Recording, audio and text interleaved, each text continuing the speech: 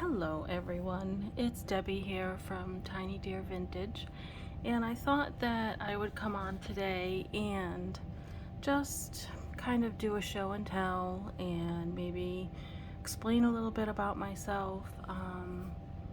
Yeah, I have some pieces here that some I've just found, some I've had for a while. Some of them are vintage pieces, some are artisan pieces that I purchased from fellow artisans. I also have crystals here. I love crystals. I like shiny things, I guess you could say. I collect shiny things. Crystals amaze me because they are made by the earth, and I find that very fascinating. I also have some cabochons here from when I was making jewelry, and pieces that I will eventually use up until my my hoard is depleted.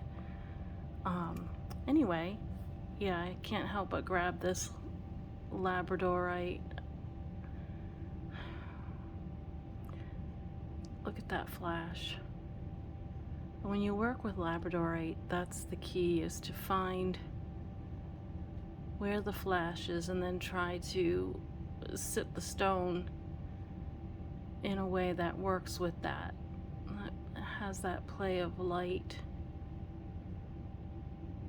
It's amazing. So that's Labradorite.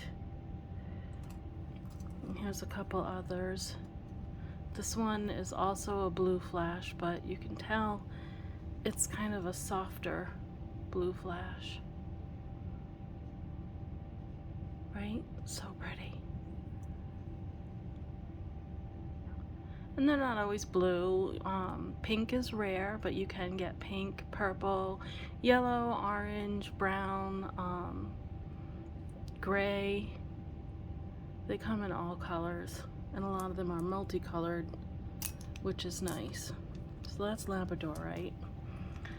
Labradorite and Moonstone were probably my two favorite stones to work with. This is one of my pieces. It's a Sunstone, very sparkly golden. I wrapped this one in copper.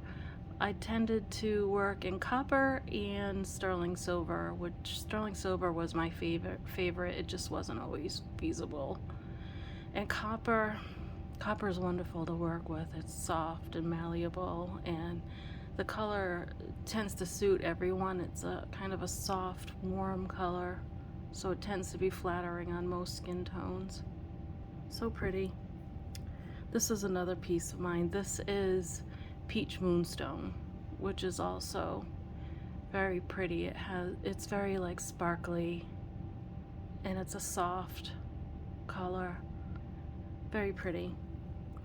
So I've made pendants like this, bracelets, rings, earrings for over 10 years, self-trained, self-taught, but I got sick. I've had psoriasis for most of my life, scalp psoriasis, and I was getting very sick as time went on. I was in a lot of pain. I had a lot of swelling. My hands are still swollen. They are getting better. I'm on a new medication, but it's a debilitating illness, and my hands don't work the way I would like them to, and it's a lot of pain. So, you know, intricate wrapping like this, especially something like this where there's a lot of weaving involved, my hands just don't want to cooperate, and the pain is it's just not doable anymore for me. So I've always had a fascination with vintage jewelry, vintage furniture, vintage clothes, and so I decided to turn that passion into more of a focus for myself. And look at that. Oh, they're so pretty. They're distracting, aren't they? So I was diagnosed a couple of years ago, and it's been a lot since then to kind of realign my life and figure out what works for my illness. It's an autoimmune disease. It affects pretty much every system of the body. Getting the right medication, and then, you know, having the right medication continue to be the right medication is a whole thing. So focused on myself quite a bit these days, but not of my own choosing. This is, I also collect stone hearts. This is dark blue goldstone, which is, you know, goldstone man-made, but that doesn't bother me. I love goldstone. I love it in this deep blue. I love it in the warmer brown color. I also love opalite, which is another man-made stone that is amazing. These are just things from my own collection. This is an artisan piece that I purchased from a fellow artisan. It's a moonstone. It's a rainbow moonstone. You can see the flash there. It's blue up here, and then you have the multicolor down here, and the back side even has this beautiful flash. And you know, if you want to identify moonstone, it's pretty much always going to be cloudy with some inclusions. You can see this one, you can kind of see through it. That's because it's a high quality moonstone. A lot of moonstone you won't be able to see through at all. And that kind of makes it stand out from other cloudy gemstones like quartz or calcite or chalcedony, opalite, like I mentioned earlier. Opalite, they tend to be more consistent because they're man-made. So anyway, that was a piece that I bought for myself from an artisan that I really appreciate. It's pretty. I'm out of room here. Here, I'll put these off to the side. This is a fossil. This is an ammonite, and it's larger. It's cool. I like fossils too. I pretty much like anything that's really old. And they find these, and they tend to be quite thick, and they slice them. Sometimes it's just in half like this. You can see the back of it. And these can also be opalized, where they have kind of like a flash of rainbow colors. This one isn't, but I think fossils are fascinating. So that's a fossil. This is a geode, and it's treated with like a titanium wash, and that's why you see the that rainbow effect.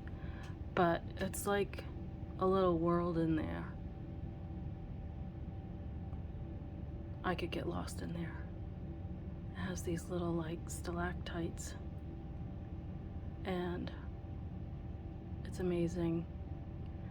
I'd love to be able to find something like this and cut it open myself to discover what's inside.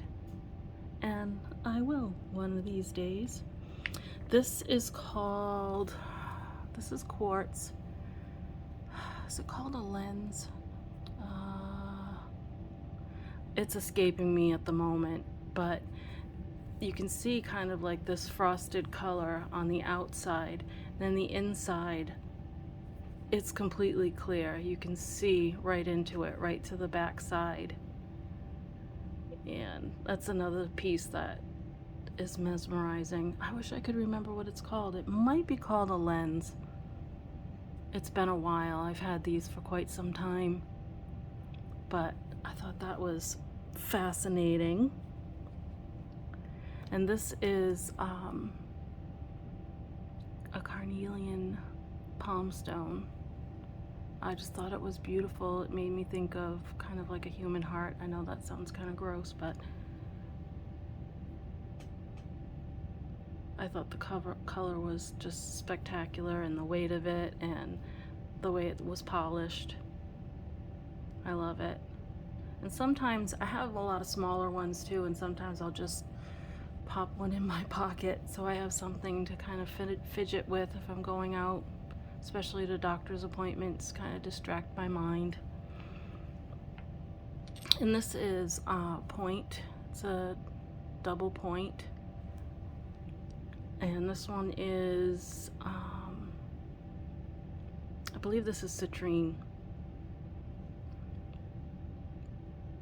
And Citrine, I don't know all the qualities of each of the crystals. I don't really buy them for that. I collect them because I appreciate the naturalness of them and the beauty. But I believe this is considered a healer. So, I mean, that can't do me wrong either. That's a Citrine. This one is, what is it called? It has those little green inclusions. Some people call them garden quartz.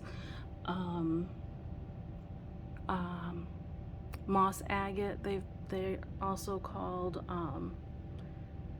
but you can see the inclusions inside there. This is another palm stone. This is a larger one. This is Ocean Jasper, and you can see it has these little like sparkly bits on it, and look at all the colors. It's just beautiful. I have a problem. I love this stuff. This is Merlinite, or indigo gabbro it's called. This is a sphere. It's a good size one. You can see it's got that little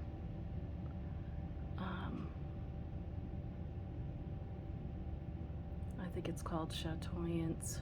I hate saying that word. I don't know why. I just don't like it, but yeah, it sparkles. I guess I got stuck on the crystals. And this is probably my largest point. This is Amethyst, and it's just a beautiful, juicy color of amethyst. It has little rainbow inclusions. One of my favorites. I think that, oh no, and I also took this out.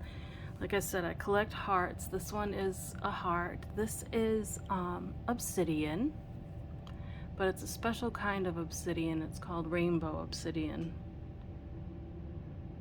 And I think you can see why. Look at all the colors. It's kind of psychedelic. I absolutely love it. You can see all the like green banding and then purple in the center. It's got a lot of fingerprints on it. I do pick them up and look at them. They make me feel better. I think that's it for the crystals that I have on here. This is another Artisan piece. This is ruby and zoecite. This is the natural raw ruby, and this is the zoecite. Sterling silver. It's got the split shaft. It's like a tri-shaft. This I got for myself after a very traumatic time a few years back, and I weathered the storm, and I wanted to reward myself, and I fell in love with this when I saw it, and I had to have it. And obviously it has a lot of meaning for me. This is the ring I probably wear the most. If you've watched any of my videos, you've probably seen it.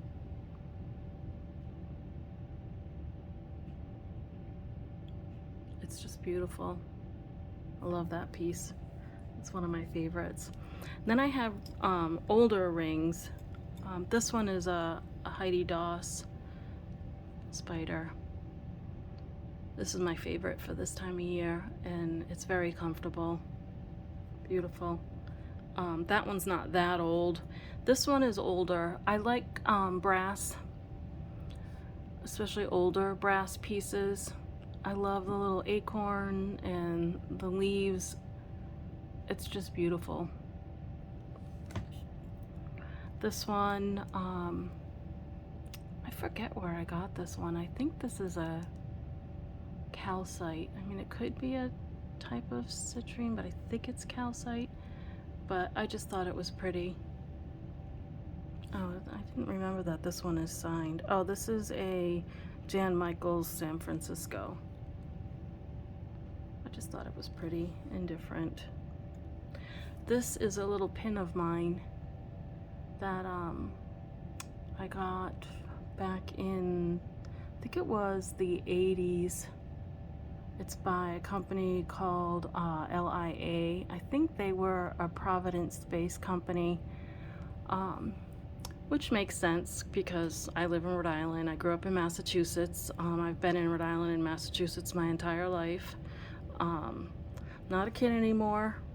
I'm over 50. Not much over 50, but I am over 50. I live with my daughter. She's an adult and she's wonderful. We're best friends. You may see her pop up on my channel from time to time. We love to go thrifting. We love the hunt and the reward of finding something really special.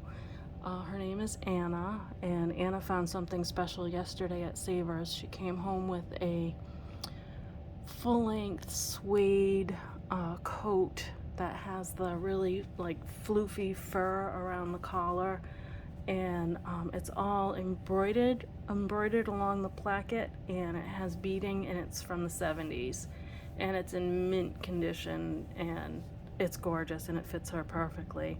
I will try to show that at some point because we were pretty excited about that find. This piece, I collect old hair clips and hair pieces, and especially when they're done really well.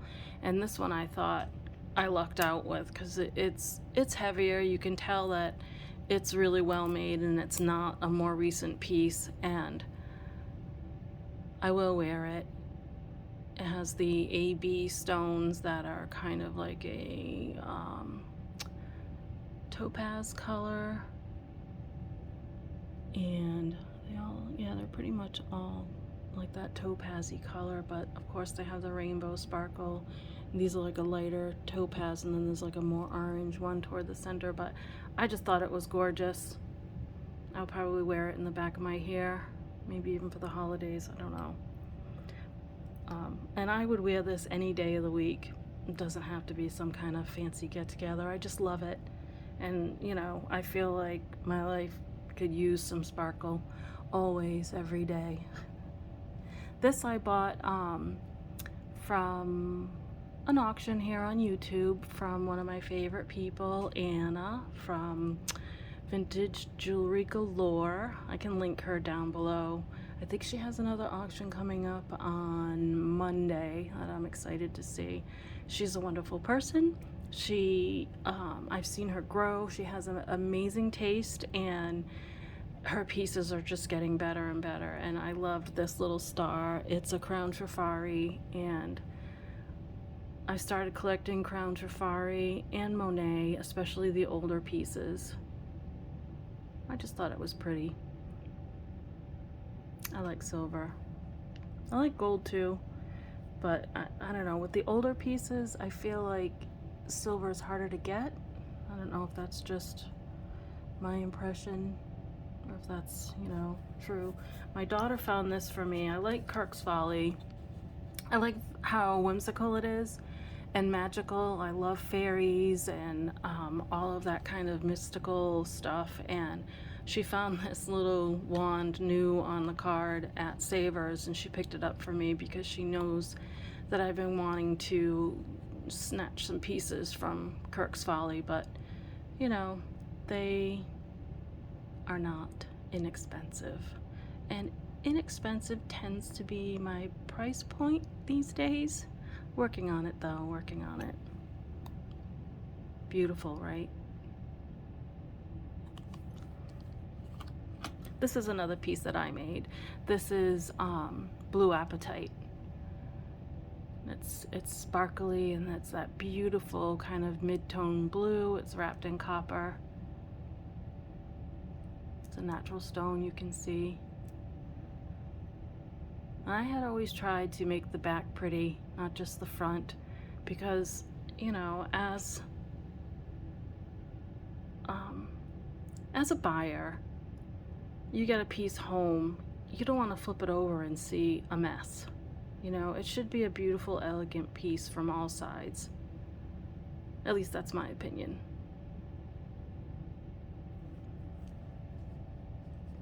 What else do I have here? Oh, this piece. Okay, so this piece is just, I think it's fairly current. I don't know. But there's nothing precious about it. I'm sorry, I've forgotten who that I purchased this from. I think it was, I don't want to say because I'm not sure, but it's on this just kind of like a wax cotton cord, but it's heavy and it's extremely well made, and I just thought it was special. I love butterflies. I love the meaning behind butterflies, the, you know, new life, starting over. I love the symbolism of that. And when she pulled out this piece, I just thought it spoke to me. I've never worn it. I will. I definitely will. I just think it would be beautiful on just like a plain black top. I just thought it was cool. Beautiful. I was happy that I got it. I don't know, it's kind of big. I don't know where I could put it. I only have a few more pieces out. Oh, I forgot to show this. This is like one of my prized possessions. This is Amethyst Quartz Geode, and it's just spectacular. I mean, imagine like way back when the first time someone broke one of these open and this was inside. It's just the coolest thing.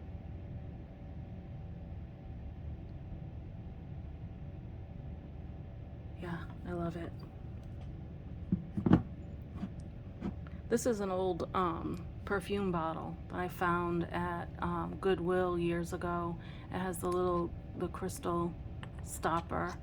It was like $3. I just have some dried lavender and rose hips, I think, in here. Or actual roses, I forget what they are. Yeah, they're roses, but I just thought it was cool. I thought it was pretty. I like to preserve these old pieces, and I wanted to save it from Goodwill before it got smashed up, because that's how things go over there. And then there are pieces that you find that they're not precious metal. There's just something that speaks to you, and this is one of those pieces. It has the old kind of barrel clasp, and I believe this is dyed bone. It has this sort of ring here. It's kind of like a shield, and it has these little spiky pieces at the bottom. I just thought it was cool. I thought it felt cool. I liked that the whole thing was kind of, it was black and kind of made me think of morning jewelry, which is another thing that I love. I love black jewelry, and morning jewelry in particular. And so I kept it, held on to it. I mean, it might not be anything special to anybody else, but I appreciate it. I thought it was cool. I have other pieces like that. This is another piece that I have hanging in front of my desk that they kind of look like coffins to me. They're spiky.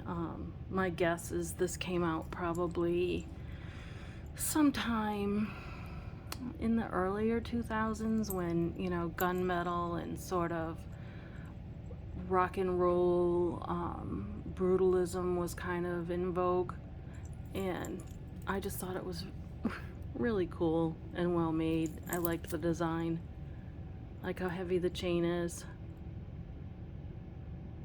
I can appreciate it. No maker on it. I wish there was.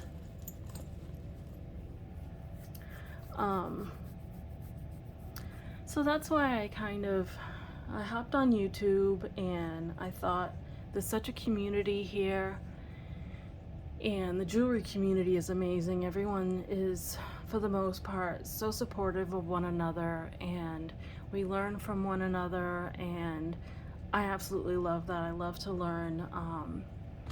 You know, that's one of my favorite things, is to just learn more and more. This is a Smoky Quartz, which is another one of my favorites. Double point.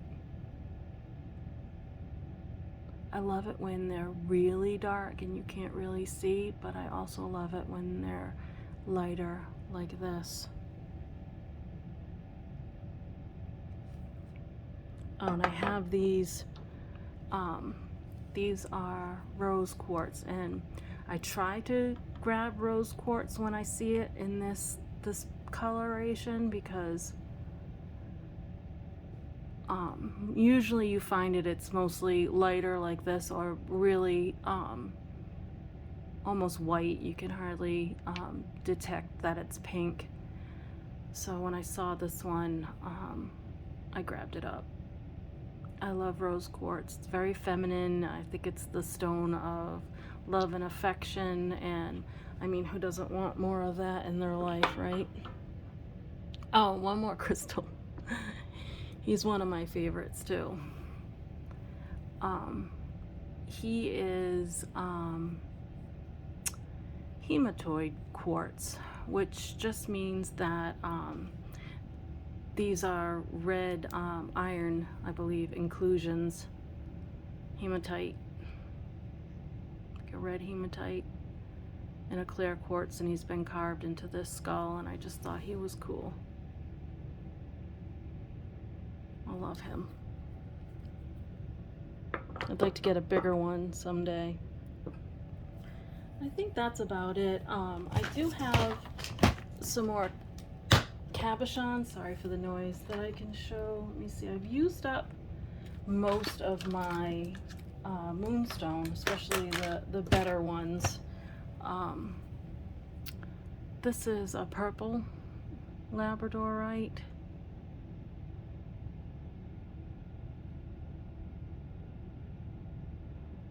Oh, I love this one. I will make something with it eventually. And this one is more of a greeny blue, which I absolutely love too.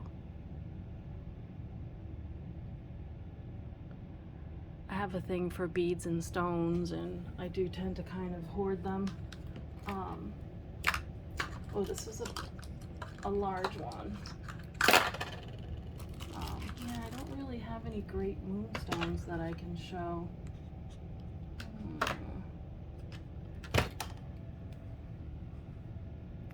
This one, it has those striations. They almost look like shutters or something. And purple and gold and yellow and blue. Whoops. Just amazing. Well, it's been 42 minutes. I could probably talk about this stuff forever. I wish I was more chatty today, or maybe you think that I chatted enough. But I did want to kind of come on here and introduce myself a little bit, and show some of my favorite things. And I hope that you're all doing well. I appreciate you spending time with me. Oh, let me show you this one last piece. I found this the other day at Savers. I thought Savers was phasing out their jewelry, because the last few times I had been, there really wasn't much, and it didn't look like it was being replenished. But then I found out that they were just redoing my Savers, so that now checking out is so much easier. There's a lot of self-checkout, and they finally redid the case. Excuse me, the case, and that's how my daughter had found the Kirk's Folly wand for me. It was in the new case. But I found this, and I thought it was pretty. It's howlite, and I'm not sure if these are sterling, but they look like sterling to me. I haven't tested them. And with something like this, a magnet isn't really going to be a great clue because it's strung on this wire, which is fairly modern, the coated wire with the all the little metal strands inside. So because, you know, these are thin pieces and have the wire inside, it should be magnetic. I mean, it will be, whether it's sterling silver or not. So I will have to test this. It has a little barrel clasp. It has no name. Maybe this was an artisan piece, but I loved the design. I liked how this was up. This part would be around your neck, around the back of your neck, and I liked how it had more than one strand, and it had the longer pieces in the center. Just thought it was a pretty piece. Anyway, that's the last piece that I'll show. So again, thanks a lot for being with me, and I appreciate you. Any comments you want to make would be much appreciated, and if you want to give me a like and subscribe and click on the notification bell, it will allow me to continue to keep showing up. So I appreciate you. Thank you. Bye-bye.